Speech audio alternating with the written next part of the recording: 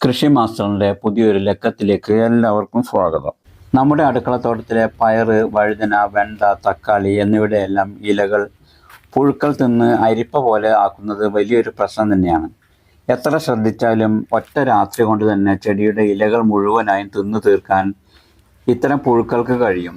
ഇതിനെതിരെ രാസകീടനാശിനികൾ പല ബ്രാൻഡുകളിലും കീടനാശിനി വിൽക്കുന്ന കടയിൽ നിന്നും നമുക്ക് വാങ്ങിക്കാൻ കിട്ടും.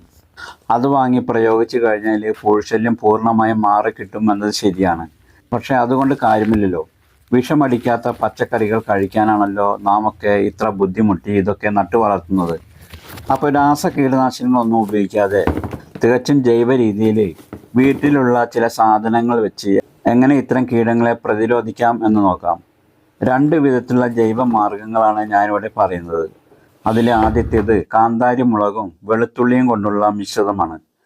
അതിന് നമുക്ക് ആവശ്യമുള്ളത് 50 ഗ്രാം കാന്താരി മുളകും 50 ഗ്രാം വെളുത്തുള്ളിയുമാണ്. കാന്താരി മുളകിന് സാധാരണയായിട്ട് ഏത് സീസണിലും വില അല്പം കൂടുതലാണ്. അതുകൊണ്ട് കാന്താരിക്ക് പകരമായി നല്ല എരിവുള്ള പച്ചമുളക് ഉപയോഗിച്ചാലും മതി. കാന്താരി മുളകിൽ അടങ്ങിയിരിക്കുന്ന കാപ്സൈസിൻ എന്ന ഘടകമാണ് കീടങ്ങളെ അകറ്റുന്നത്. ഇത് സാധാരണ മുളകിലുമുണ്ട്. കാന്താരിയാണ് ഉപയോഗിക്കുന്നതെങ്കിൽ 50 ഗ്രാം മതിയാവും. അതല്ല പച്ചമുളകാണ് നമ്മൾ ഉപയോഗിക്കുന്നതെങ്കിൽ കുറച്ചുകൂടെ കൂടുതലായി എടുക്കണം. ഇനി ഇത് തയ്യാറാക്കുന്ന വിധം നോക്കാം. കാന്താരി മുളകും വെളുത്തുള്ളിയും ഒരു മിക്സിയുടെ ജാറിലിട്ട് ഒന്ന് നന്നായി അരച്ചെടുക്കണം. എന്നിട്ട് 1 ലിറ്റർ വെള്ളത്തിലേക്ക് കലർത്തി നല്ലപോലെ മിക്സ് ചെയ്തെടുക്കുക. ഇനി ഇതിലേക്ക് അല്പം സോപ്പ് ലായനി ചേർത്ത് കൊടുക്കണം.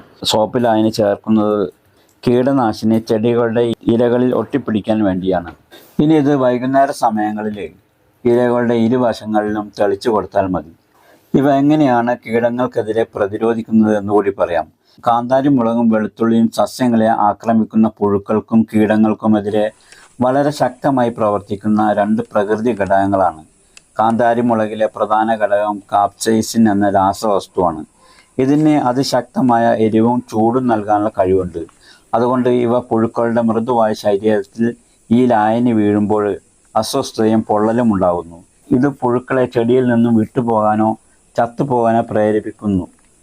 അതുപോലെ കാന്താരിയുടെ എരിവ് കലർന്ന ഇലകൾ തിന്നാൻ പുഴുക്കൾക്ക് കഴിയില്ല.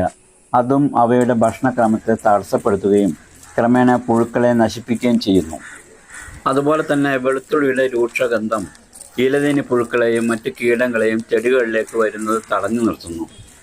പുഴുക്കളുടെ വിരിഞ്ഞു വരുന്ന മുട്ടകളെ പോലും നശിപ്പിക്കാൻ വെളുത്തുള്ളി ലായനി കൊണ്ട് കഴിയുന്നുണ്ട്.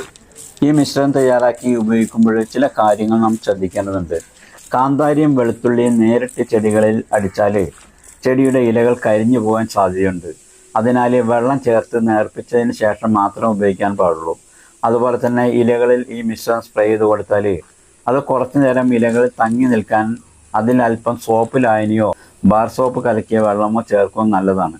ഏത് ജൈവ കീടനാശിനി ചെടികൾ സ്പ്രേ ചെയ്ത് കൊടുക്കേണ്ടത് വെയിൽ കുറവുള്ള വൈകുന്നേരങ്ങളായിരിക്കണം.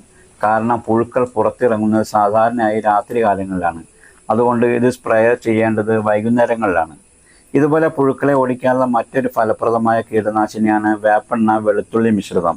ഈ കീടനാശിനി തയ്യാറാക്കാൻ വേണ്ടത് വേപ്പെണ്ണയും സോപ്പ് ലായനിയും സ്വല്പം വെളുത്തുള്ളി നീരുമാണ് വേണ്ടത്. ഇത് തയ്യാറാക്കാനായിട്ട് 20 മില്ലി വേപ്പെണ്ണയിലേക്ക് അല്പം സോപ്പ് ലായനിയോ അതല്ലെങ്കിൽ ബാർ സോപ്പ് ചീകിയോ ചേർത്ത് നന്നായി ഇളക്കി കൊടുക്കുക. ഇനി 10 ഗ്രാം വെളുത്തുള്ളി അരച്ചെടുത്ത നീര് ചേർത്ത് കൊടുക്കണം. അതിനുശേഷം നല്ലപോലെ മിക്സ് ചെയ്ത ശേഷം 1 ലിറ്റർ വെള്ളത്തിലേക്ക് കലർത്തി ചെടികളുടെ ഇലകളിലും തണ്ടിലുമൊക്കെ നന്നായി തെളിച്ചു കൊടുത്താൽ മതി. ഈ 2 മാർഗങ്ങളും ചെടികളിലെ പുഴുശല്യത്തിനും ചാഴിശല്യത്തിനും പ്രയോജനപ്പെടുന്നതാണ്.